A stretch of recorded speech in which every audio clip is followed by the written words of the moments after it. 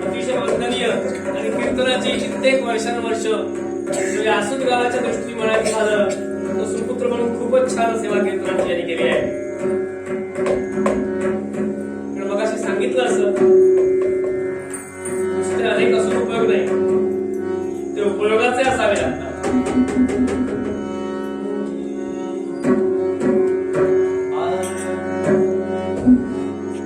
आजच्या अभंगाला साजेसा असा उत्तरंग आणि त्याला साजेसा असा गजर.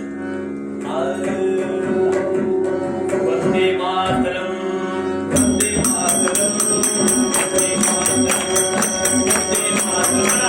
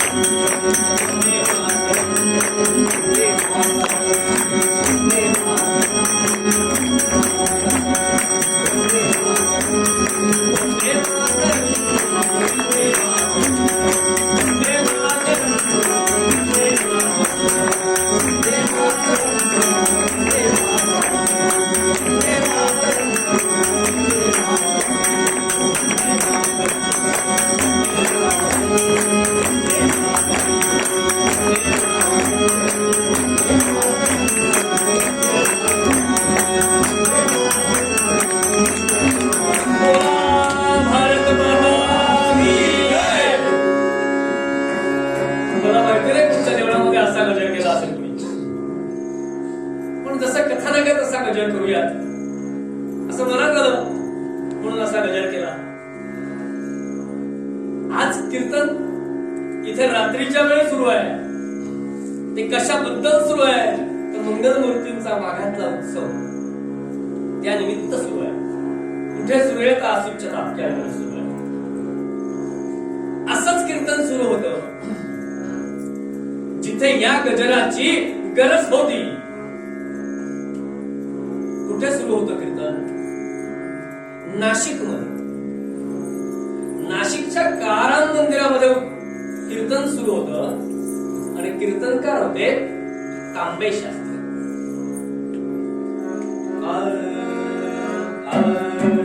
तांबे शास्त्री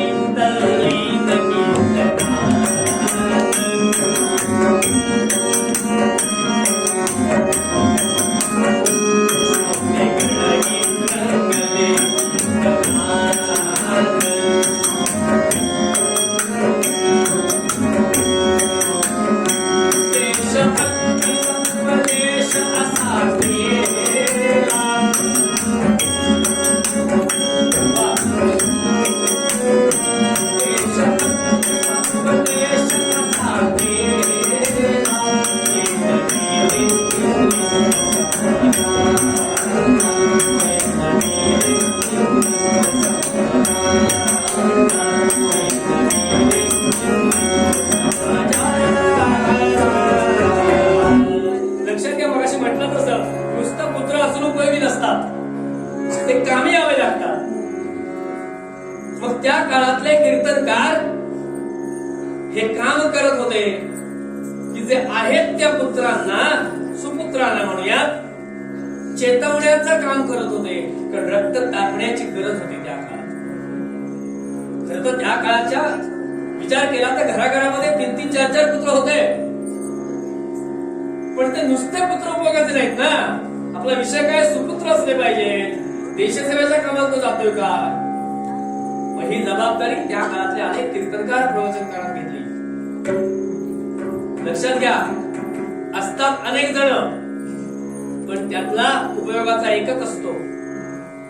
एक श्रेष्ठ असे कीर्तनकार एका गावामध्ये कीर्तनाला गेले. त्या काळातली गोष्ट आहे. 8-8 दिवस, 7-7 दिवस, 15-15 दिवस कीर्तन चालायची. आणि त्या गावातला एक अतिशय सधन असा माणूस रोज कीर्तनाला यायचा. कारण तो श्रीमंत असून भाविक होता. अंडरलाईन करण्यासारखं वाक्य आहे. तर थोडा पैसा वाढला, थोडी श्रीमंती वाढली की कथा कीर्तनाला सगळ्यांच्यात मी नाही जात असं एक काय तो नाहीतच भाव निर्माण होतो. आसून मध्ये कुणाच्याकडे नाहीये असं मला वाटतंय. अर्थात संख्या आज कमीच आहे कारण मला दरवर्षीची संख्या माहिती आहे. असतो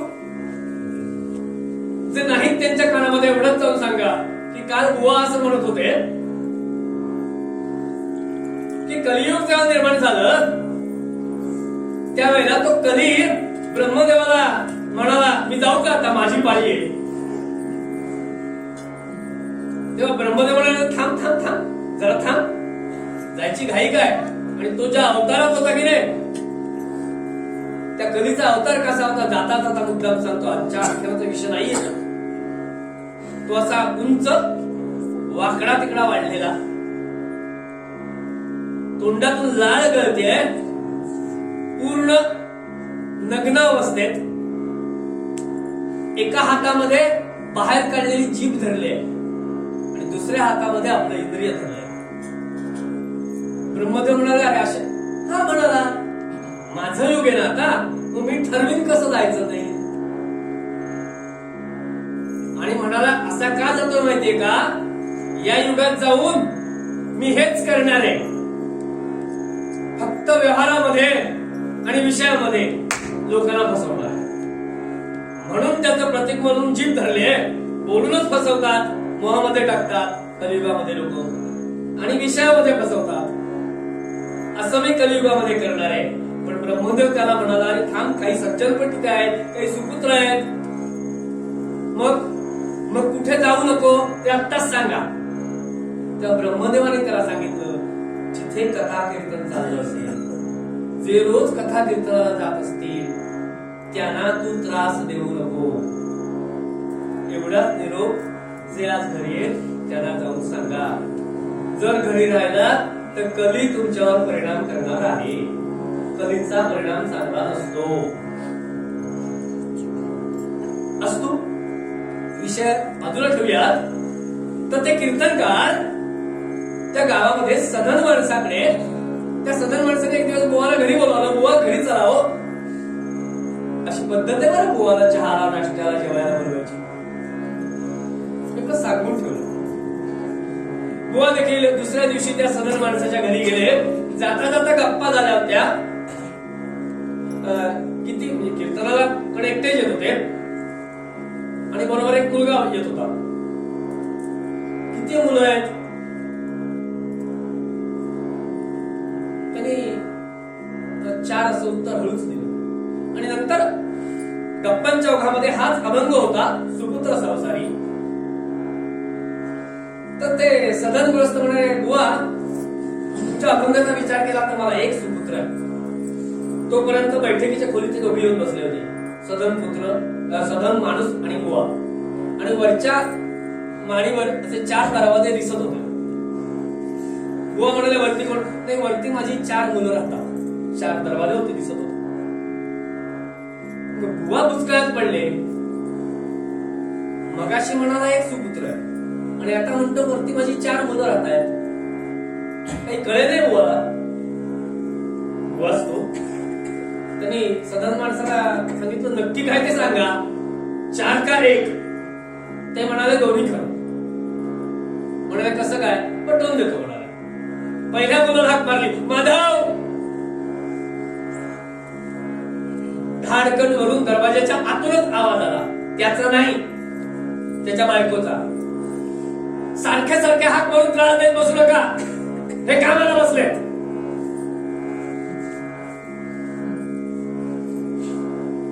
दुसऱ्याला हाक मारली, निवास.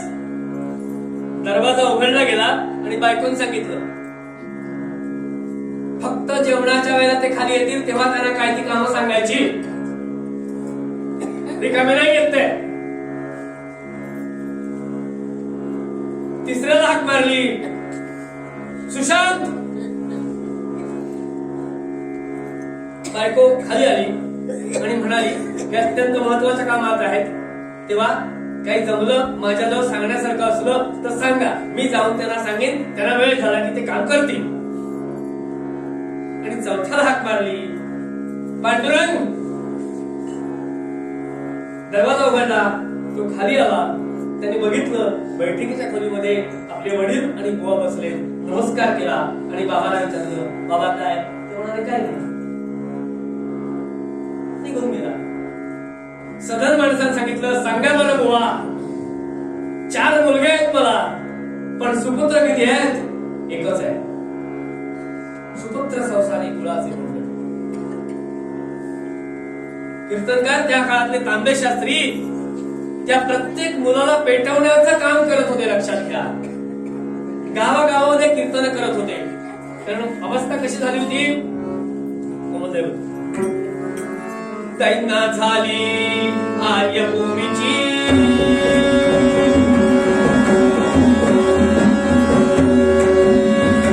दैना झाली आर्यभूमीची, छळते शोषित मानलं.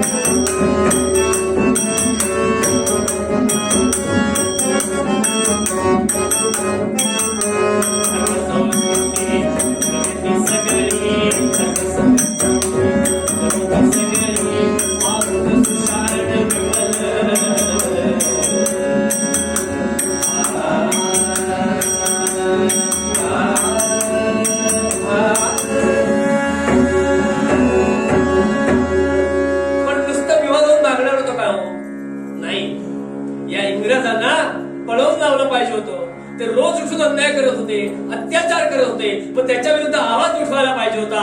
कीर्तनकार ते करत होते, प्रवचनकार ते करत होते. लक्षात घ्या, ज्या ज्या गावात जाता येईल त्या त्या गावामध्ये जाऊन चौकामध्ये कीर्तन चालली होती. तांबे शास्त्रींसारख्या माणसाची सुपुत्र होते ते पण, आणि समाजाला पटवून देत होते. काय पटवून देत होते? हे राज्य तयांचे झाले आणि गुलाब झालो माझ, हे राज्य तयांचे झाले आणि गुलाब झालो माझ, ते मालक आमचे झाले आम्ही मजूर झालो नाच,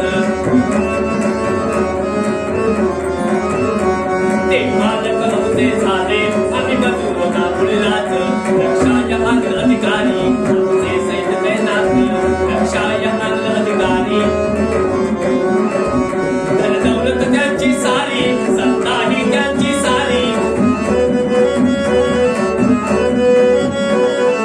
दौलत त्यांची तिजोरी, सत्ता ही त्यांची सारी. गुरुने अनमगुरुरी, गुरुने अनमगुरुरी, का भावे अमिलाचार, गुरुने अनमगुरुरी, का भावे अमिलाचार, का भावे अमिलाचार, का भावे अमिलाचार. पेटवायचं काम तांबे शास्त्री करत होते, आणि याचा व्हायचा तोच परिणाम झालाय सज्जन हो. त्या काळातला जो अधिकारी जॅक्सन याने तांबे शास्त्री या कीर्तनकाराला त्याच्यावर कारवाई केली. लक्षात घ्या, आणि नाशिकच्या हद्दीतून त्यानं हद्दपार केला. वास्तविक 1857च्या काळामध्ये वचन दिलं होतं इंग्रज सरकारने की आम्ही तुमच्या धार्मिक कार्यामध्ये हस्तक्षेप करणार नाही, पण ते वचन विसरून तांबे शास्त्री सारख्या कीर्तनकाराला नाशिक मधून हद्दपार करण्यात आलं. ज्या ज्या ठिकाणी ते जे कीर्तनकार असं काम करत होते त्यांना हद्दपार करण्यात आलं. लक्षात घ्या, याच काळामध्ये जॅक्सनचा जुलूम अजून वाढला. तो अत्याचार करतच होता, अन्याय करतच होता, पण त्याच काळामध्ये अजून एक गोष्ट अशी घडली. विल्यम नावाच्या एका अधिकाऱ्याने एका गरीब शेतकऱ्याला अक्षरशः लाथाबुक्क्याने मारला. लक्षात घ्या, नव्या त्याला बैलगाडीला बांधून फरफटत नेला, आणि त्याच्यात तो बिचारा मेला. लक्षात घ्या, काही चूक नव्हती त्याची. मग वास्तविक न्याय मिळायला पाहिजे होता, पण या जॅक्सनने केलं काय? विल्यमच्या बाजूने खोटे साक्षी पुरावे निर्माण केले आणि विल्यमला दोषमुक्त केले. असे अत्याचार आणि अन्याय चालले होते. जिथे जिथे स्वातंत्र्याची उर्मी उसळून येते असं कळेल तिथे तिथे जॅक्सन जाऊन ती नाहीशी करण्याचा प्रयत्न करत होता. वंदे मातरम म्हणता कोणी,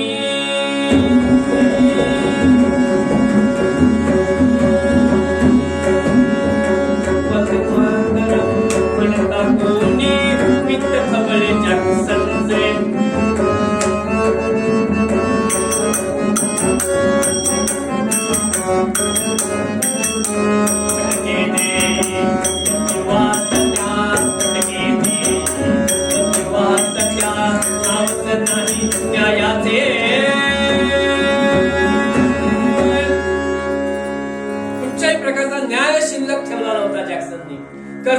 तिथे अन्याय अत्याचार करत होता.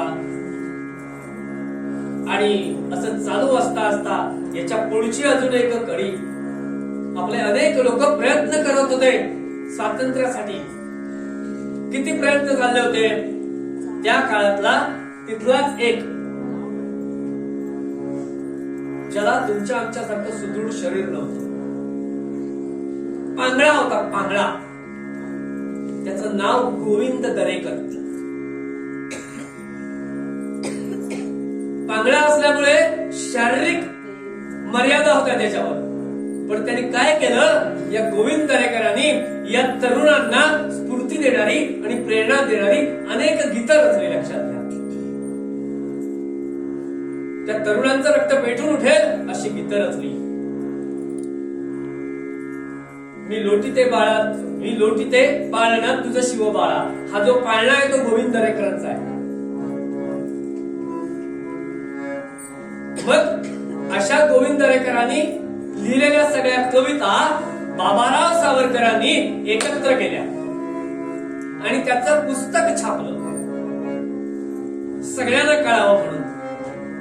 पण जॅक्सनने लगेच तो राष्ट्रद्रोह असा स्थापन लक्षात घेतला आणि बाबाराव सावरकरांना त्याच्यावरून अटक केली. लक्षात घ्या, का तर गोविंद दरेकरांच्या कवितांचं पुस्तक छापलं. ब्रिटिश सत्तेच्या विरुद्ध त्याच्यामध्ये प्रेरणा आणि स्फूर्ती दिली जाते. इतका अन्याय सगळीकडे केला जात होता.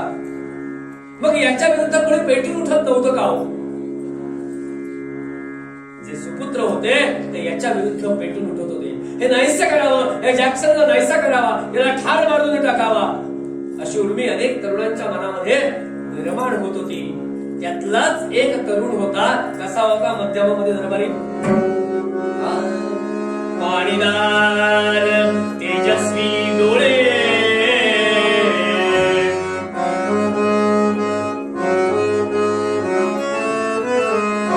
पाणीदार तेजस्वी डोळे, व्यायामाने शरीर सुदृढ झाले.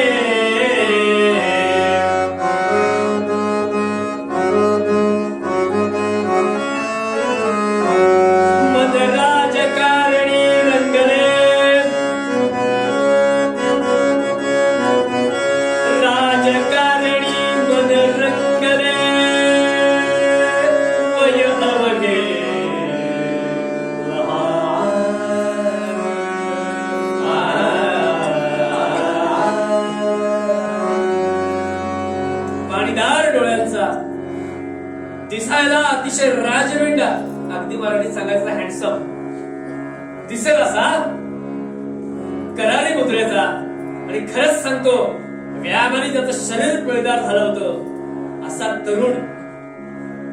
पण 14व्या वर्षीच मन राजकारणी रंगले. लक्षात घ्या, 14-15 वर्षाची मुलांची मनं आज सुद्धा रक्तात. त्याचा विचार चांगला करा. आपण सुपुत्राबद्दल बोलतो. वय खूप लहान होतं. कोण होता तो? मी पलासमध्ये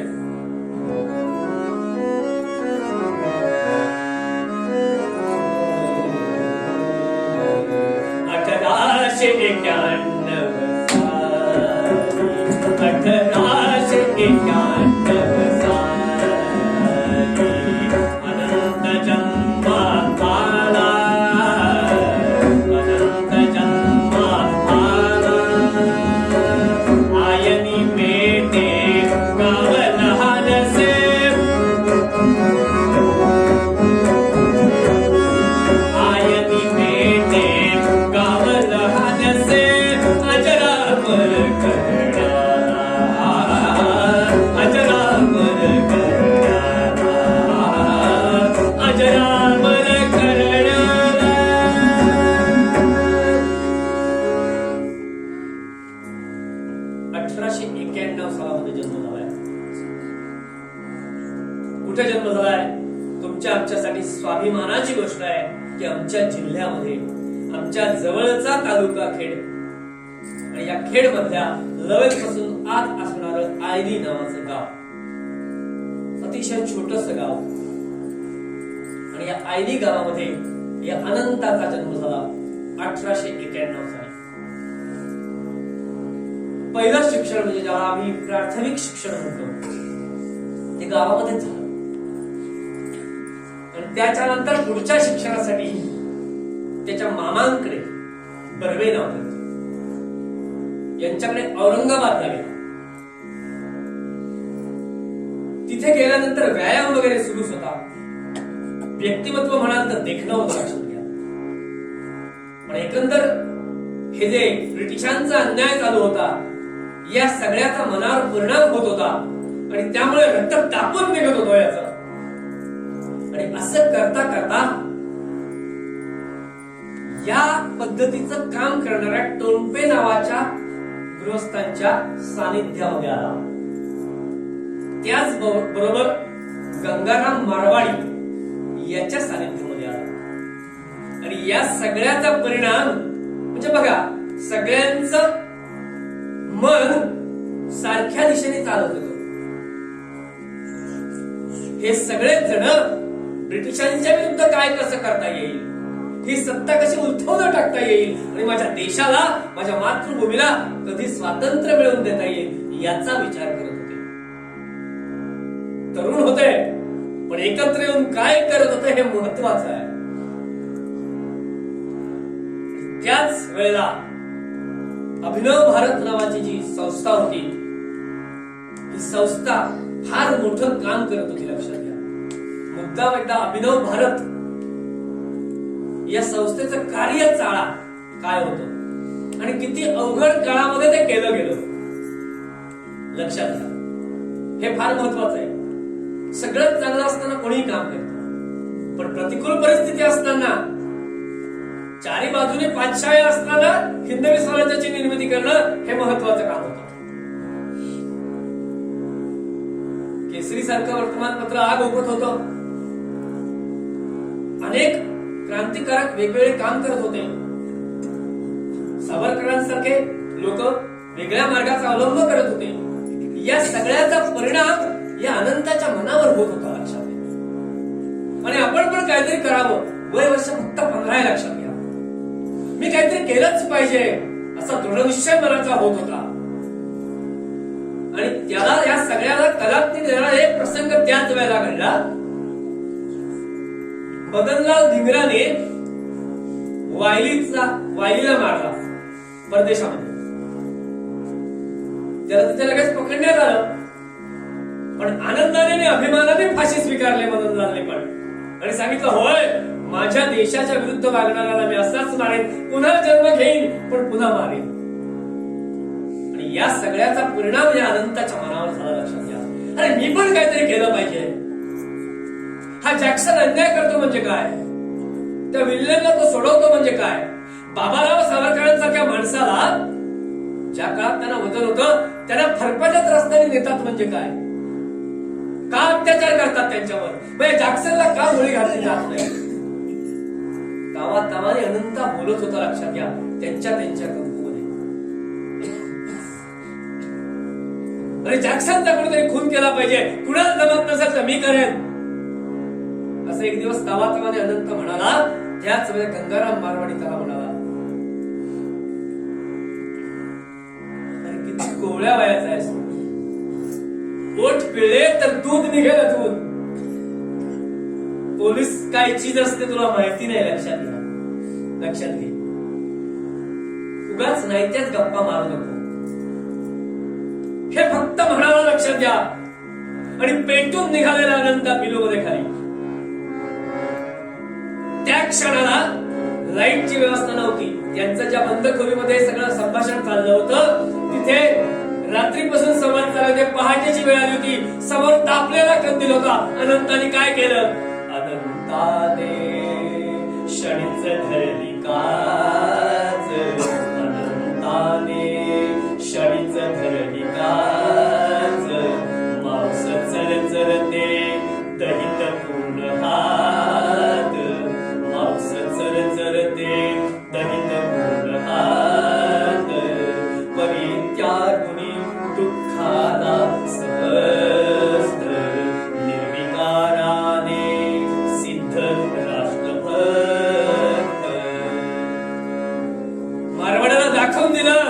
मला कोवळ्या वयाचं म्हणतोस काय? रात्रभर तापलेली काच अशी झटकन पकडण्याची पेळली लक्षात द्या.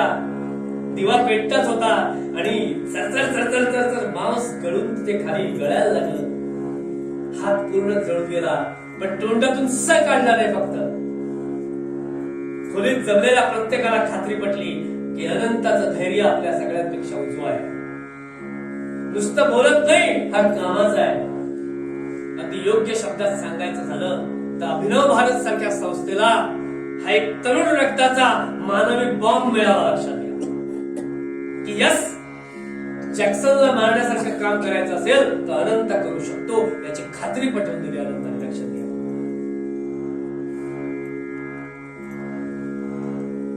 विश्वास कमावला आणि मग अनंतावर जबाबदारी देण्यात आली.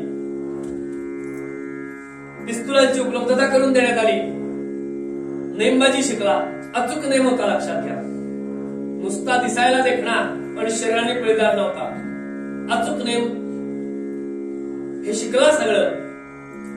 आणि तेव्हा तो औरंगाबादला असायचा. नाशिकच्या माणसाला तो पेटून विचारायचा, अरे तुमच्यावर तो जॅक्सन अन्याय करतो, तुम्ही त्याला मारत का नाही? गोळी घालून ठार माराल त्याला. नाशिकची माणसं सांगायची, तितक्या प्रवृत्तीचा माणूस आमच्याकडे अजून तयार होत नाही. अरे मग मला बोलवा ना, मी येतो, मी मारतो त्याला. लक्षात घ्या, अभिनव भारत मधल्या सगळ्या सदस्यांचं एकमत झालं की यस, जॅक्सनला मारण्याचं काम करायची ताकद असणारा हा कोवळा पोरगा आहे. निश्चित झालं सगळं. जॅक्सनला होकार मिळाला, त्याला आनंद वाटला. लक्षात घ्या, एकच सांगतो, जॅक्सनला गोळ्या घालून मारल्यानंतर अनंताचा काही सत्कार वगैरे होणार नव्हता. वय वर्ष 17 ते 18 होतं. त्या काळात कळलं होतं की मी जॅक्सनला गोळ्या घालून मारल्यानंतर त्या क्षणाला मला मारायचं आहे. पण मगाशी सांगितलं असं, आपल्या देहाची आहुती द्यायला तयार असणारे अनेक क्रांतीवीर होऊन गेले. त्याच्यामधला हा एक सुपुत्र. आणि नक्की ठरलं की हे काम अनंतावर सोपवायचं. अनंत देखील तयार झाला. त्याची परीक्षा घेण्यात आली वेगवेगळ्या पद्धतीने. सगळ्या परीक्षांमध्ये अनंत पास होता. लक्षात घ्या, धैर्याच्या परीक्षा म्हणतोय मी, कागदोपत्री परीक्षा नाही म्हणते. आणि नक्की ठरलं या कामगिरीवर अनंताला पाठवायचा. आणि अनंताला लक्षात आलं आपल्यावर ही कामगिरी सोपवण्यात येणार आहे. अण्णा कर्वे त्याच्या जवळ होते. एक दिवस त्यांनी अण्णा कर्वेला सांगितलं, अण्णा मला तुमचा कोट, टोपी आणि धोतर द्या. लक्षात घ्या, अनंताला त्यांनी कोट, टोपी आणि धोतर दिलं. अनंत औरंगाबादला एका फोटोग्राफरकडे गेला आणि त्या फोटोग्राफरला आपला फोटो काढायला सांगितलं. तुम्ही म्हणाल काय याच्यात बुवा महत्वाचं आहे, पण फार महत्वाची गोष्ट अनंताने केली. लक्षात घ्या, अतिशय लहान वयात औरंगाबादला पाठवणाऱ्या आई वडिलांच्या मनामध्ये इच्छा होती की आमचा मुलगा तिकडे जाईल, औरंगाबादला जाईल, शिकेल आणि कोट टोपी घालून नोकरी करत घरी येईल. तरुण वयामध्ये कोट टोपी घालून काहीतरी नोकरी करील, मानाची नोकरी मिळेल आणि येईल. पण त्या आई वडिलांना माझं पुन्हा दर्शन होणार नाहीये, कारण मी काय करायला चाललोय याची पूर्ण कल्पना अनंताला होती. पण ज्या आई वडिलांचं स्वप्न होतं की कोट टोपीमध्ये मला पाहायचा, त्यांना मला पाहता नाही येणार. म्हणून अण्णा कर्वेंच्या हातामध्ये आपला काढलेला फोटो अनंताने ठेवला. लक्षात घ्या, अण्णा कर्वे म्हणतात, अरे काय करून यायचं? तेव्हा तो सांगतोय, यमन मध्ये खाली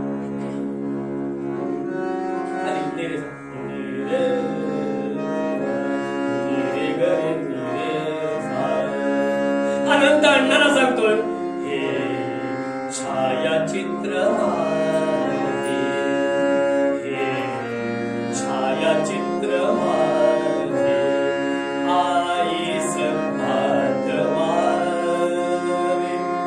वात्सल्य सिंधू आई, वात्सल्य सिंधू आई, किती गुण आठवावे, किती गुण आठवावे,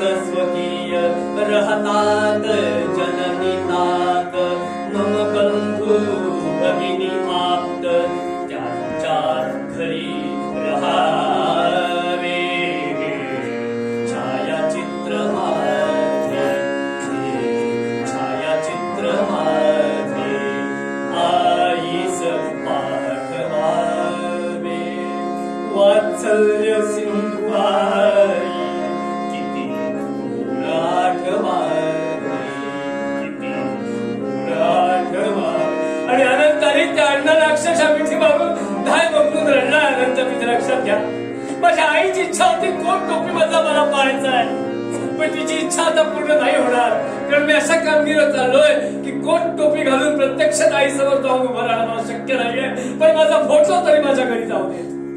आणि सज्जन सांगतोय आजपर्यंत इथे प्रत्येक वेळा की जी आख्यानं करतो त्या आख्यानांच्या स्थळाला पहिल्यांदा मी जाऊन पाहून येतो आणि मग सांगतो. आज आईनेला जाऊन कानड्यांच्या वाड्यामध्ये बघा, समोर कारंजा आहे पण भिंतीला टांगलेला तो फोटो आज तिथे आहे, जो अनंताने अण्णांजवळ दिला आणि सांगितलं नंतर माझ्या घरी आई वडिलांना पाठवा. याला सुपुत्र म्हणतात. लक्षात घ्या, आधीच कळलं होतं माझं काय होणार आणि आई वडिलांची इच्छा होती कोट टोपीतला मला पाहायचा आहे, तो फोटो पाठवलाय. लक्षात घ्या. आणि अनंता निघाला कामगिरीवर, निश्चित झालं काय करायचं. आणि लक्षात घ्या, दैव अनुकूल नव्हतं. ज्या दिवशी काम करायचं होतं त्या दिवशी साथीदार पहिल्यांदा जो होता गणू वैद्य नावाचा, त्यांनी कच खाल्ली आणि प्रयोग फसला. मग दुसरा प्रयत्न करताना अभिनव भारतल्या सगळ्या लोकांनी असं ठरवलं की आपण मुहूर्त पाहूया. या शुभ कार्याला आपण बघतो की शुभ कार्याला बोलतो, मग सगळ्या भारत भूमीसाठी शुभ कार्य होत आहे. मग या शुभ कार्याला आपण मुहूर्त बघूया म्हणून बिडकर नावाच्या महाराजाकडे गेले आणि त्यांच्याकडून मुहूर्त काढून घेतला. त्यांनी सांगितलं 3 जानेवारी 1910 या दिवशी हे काम चांगल्या पद्धतीने होईल नक्की. पण लक्षात घ्या, नियतीच्या मनामध्ये काहीतरी वेगळं होतं. झालं असं की 3 जानेवारी 1910 चा मुहूर्त बिडकर महाराजांनी काढून दिला होता, या दिवशी कार्य सफल होईल. पण इंग्रज सरकारने जॅक्सनने खूप चांगलं काम केलं ना म्हणून त्याला बढती दिली आणि बढती बरोबर बदली नावाचा दुसरा विषय असतो नेहमी शासकीय कार्यालयात, माहिती असेल. मग जॅक्सनला बढती मिळाली म्हणजे त्याची बदली नक्की झाली आणि बदली झाल्यानंतर जॅक्सन नाशिकमध्ये राहणार नाही आणि काम तर आपल्याला नाशिकमध्ये करायचंय म्हणजे सगळाच खेळ संपेल. इतकं जुळवून सगळं जे काय आणलंय की नाही ते वाया जाईल. त्यामुळे तो नाशिक मधून जायच्या आधी हे काम केलं गेलं पाहिजे, हे लक्षात घ्या. कारण सगळ्या भारतीयांच्या मनामध्ये ती इच्छा होती मध्यमामध्ये. हे भारत माते देवी आई भवानी, भारत माते न्याय दूर कर जगदंबे कल्याणी, न्याय दूर कर हे राष्ट्राची गिळले परधर्मी परक्यांनी,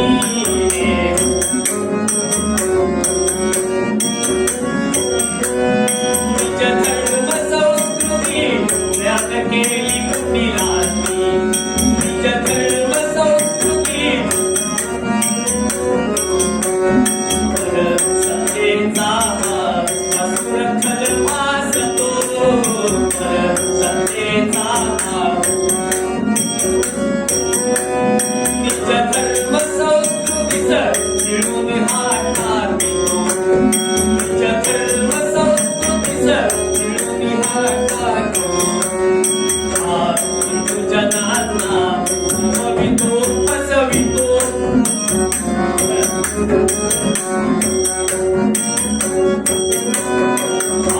हिंदू जनांना मोहवितो फसवितो.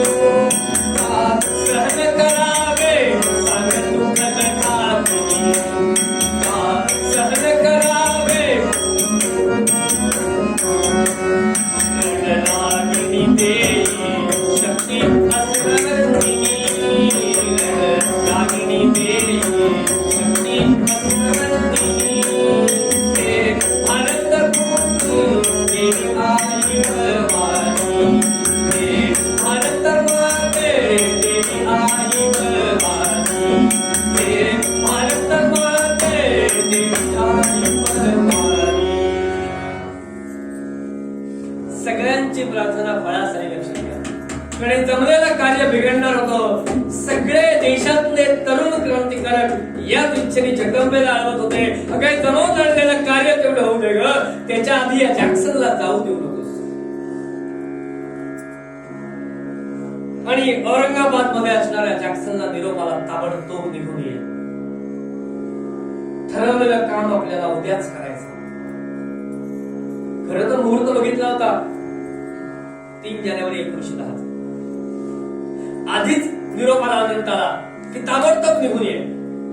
आणि राष्ट्रकार्यासाठी सिद्ध झालेल्या अनंताने क्षणाचा विलंब केला नाही. औरंगाबाद मधून निघाला, आधी मनमाडला गेला आणि मनमाड मधून नाशिकला. कुणाला कळू नये, गुप्तपणे सगळं चाललं होतं. नाशिकला आल्यानंतर अण्णा कर्वेला भेटला. त्याने ओळखीच्या काही गोष्टी सांगितल्या. त्याच्या आधारे एका बंद खोलीमध्ये सुमन नावाच्या माणसाला भेटले. सुमननी त्याला पूर्ण योजना जी काय होती ती कशी राबवायची ते सांगितलं आणि 2 पिस्तूल दिली लक्षात.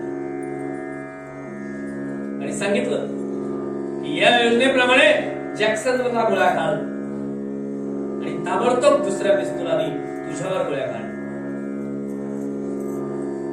आणि नाहीच जमलं तरी पुढे याच्यामध्ये पेढा दिलाय विषाचा. तक्षणी तो तोंडामध्ये ठेव, पण पोलिसाला सापडू नकोस. पूर्णपणे प्लॅन जो होता तो अनंताला समजावून देण्यात आला. सुमन नावाच्या माणसाने दिला. अनंत सिद्धच होता, लक्षात घ्या. अनंताने त्या पिस्तुलाच्या नेमबाजीचा थोडासा सराव केला आणि नियोजित कार्याप्रमाणे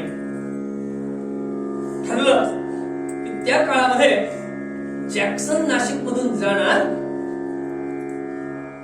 तुम्हाला आम्हाला लाज वाटावी, काही आमच्यातलेच लोक त्या काळात होते.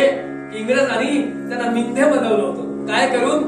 काही पदव्या देऊन, काही मान मराठत देऊन. ते लालगोटेपणा करणारे आमचे लोक, आमचेच बांधव, लाज वाटते त्यांना बांधव म्हणायला. या लोकांनी एक प्लॅन ठरवला की आमचे जॅक्सन साहेब जाणार आम्हाला सोडून, मग त्यांचा सत्कार नको का करायला?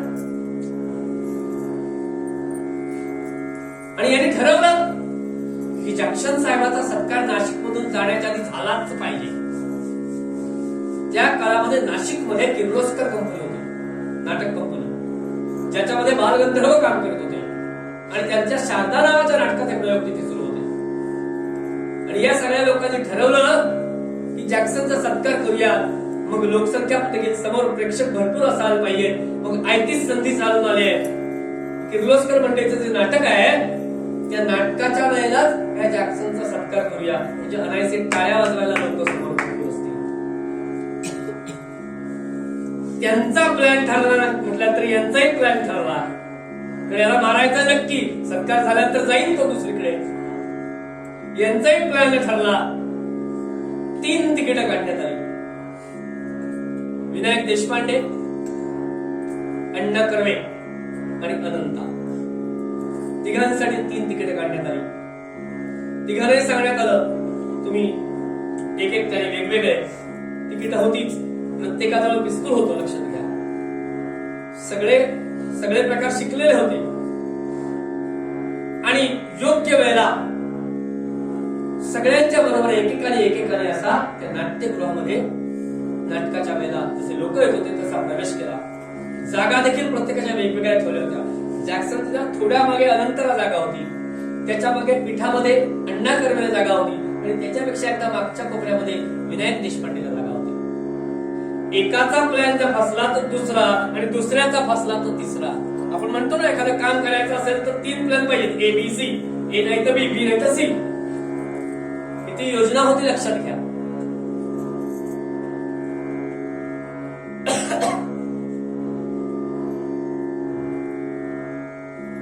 तो दिवस निश्चित होता आणि सगळे लोक नाट्यगृहामध्ये आले. हे तिघे देखील कोट टोपी, त्या काळातला पोशाख म्हणतोय मी,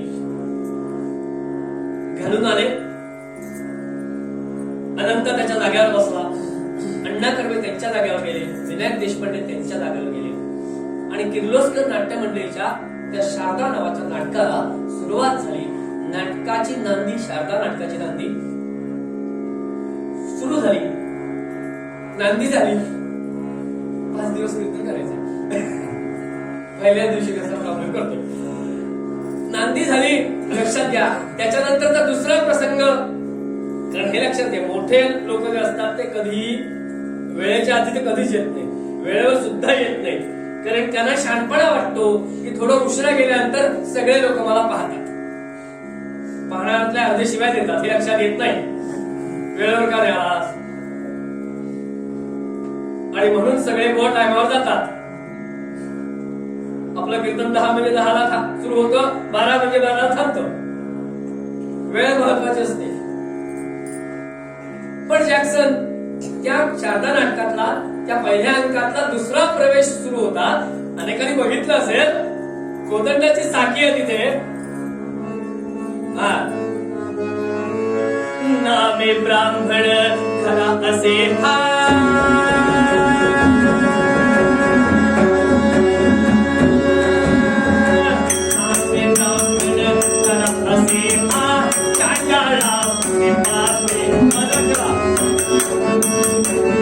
किती योग्य योजना होती बघा.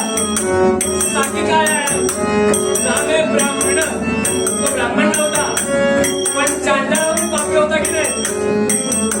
आणि जॅक्सनचं दुर्दैव असं, बरोबर ही ओळ तिकडे चालू होती ना, तेव्हा त्याची एंट्री झाली.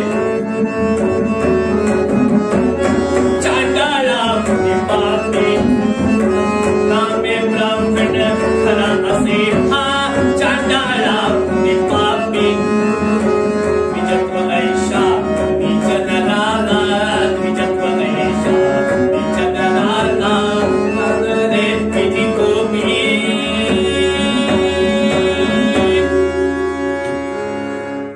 वेळ पाळली हो चांडाळाने.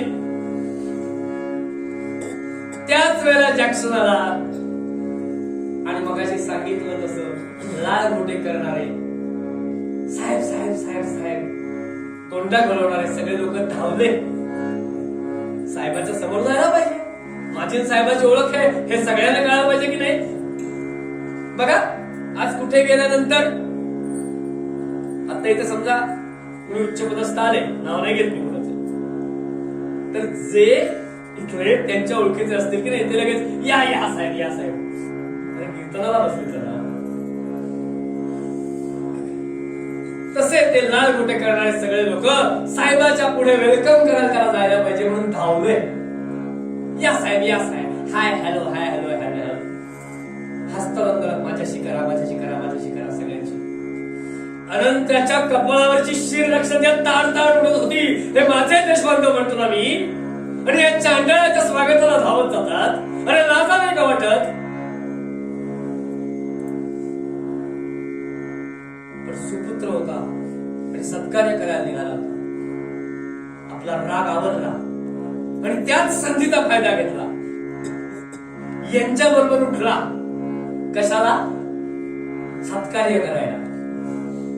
साहेबाला हाय हॅलो माझ्याशी हसला. लक्षात घ्या, हुशारी लक्षात घ्या. वय वर्ष फक्त 18 होतं. लक्षात घ्या. आता आपला मुलगा किंवा मुलगी 18 वर्षाची असेल तर डोळ्यासमोर आणा. जॅक्सनच्या समोर गेला अनंता. हात असे पोटामध्ये होते. लक्षात घ्या. आणि पुरेसा जवळ जॅक्सन आला याची खात्री केली आणि पोटातून हात काढला. त्याच्यासाठी हस्तांदोलन करायला. आणि याच्यासाठी हा पिस्तूल होता. लक्षात घ्या. झटकन पिस्तूल काढलं आणि 1 2 3 4 धडाधड 4 गोळ्या घातल्या. लक्षात घ्या. धाडकन जॅक्सन खाली पडला. तक्षणी पोलिसांनी अनंतावर झडप मारली. लक्षात घ्या. त्यामुळे स्वतःवर गोळी झाडून घेता नाही आली. आणि हात इतक्या ताकदीने दाबून धरले होते त्याचे की खिशातला पेढाने तोंडात घालता आला.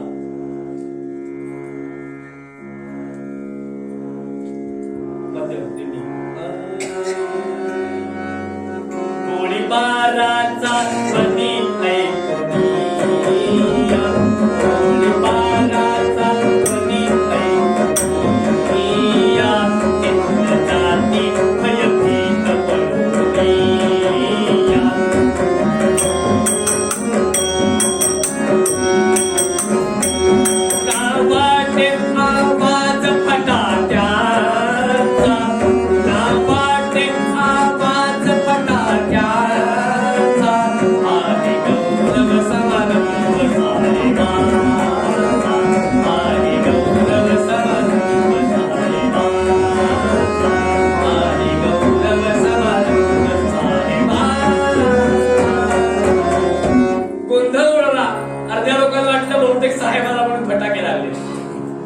काही जणांना दिसलं ते भयभीत झाले आणि पळाले.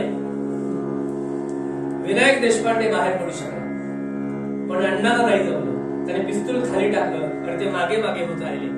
पण अनंताला काहीच करता नाही आलं. लक्षात घ्या, खिशातला पेढा देव तोंडात घालता आला. रात्री 12 वाजेपर्यंत त्याच ठिकाणी अनंताला दाबून ठेवला होता. लक्षात घ्या, जरा हालचाल नाही करून दिली. नंतर पोलीस स्टेशनला वगैरे सगळ्या पुढच्या गोष्टी सुरू झाल्या. आणि दुर्दैव लक्षात घ्या,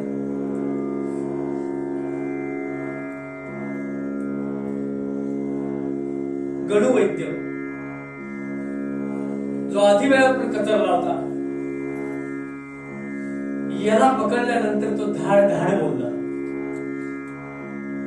आणि सगळा कट उघड झाला. आणि मग एकदा कट उघड झाल्यानंतर काही करता आलं नाही. आणि आजच्या काळातली सारखी परिस्थिती नव्हती. ताबडतोब न्याय देण्यात आला. 19 मार्चला निकाल लागला लगेच.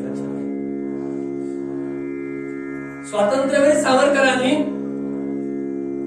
या सगळ्या कामासाठी पिस्तूल पुरवली म्हणून त्याला जन्म ठेवला.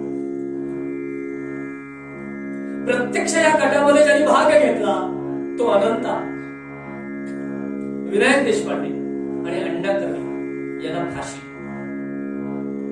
सोमन आणि दाजी जोशी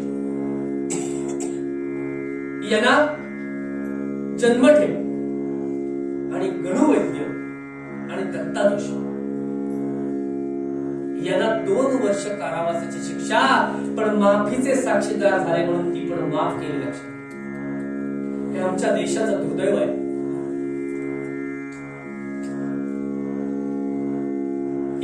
तारखेला 19 मार्चला निकाल लागला आणि 19 एप्रिलला 1910. विचार करा, 1891 साली जन्मलेला अनंता. आता मोजा वय किती आहे. 1891 साली जन्म झाला आणि 19 एप्रिल 1910 वयाच्या अवघ्या 19व्या वर्षी अनंता, विनायक देशपांडे आणि अण्णा कर्वे तिघांनाही फाशी देण्यात आलं. लक्षात,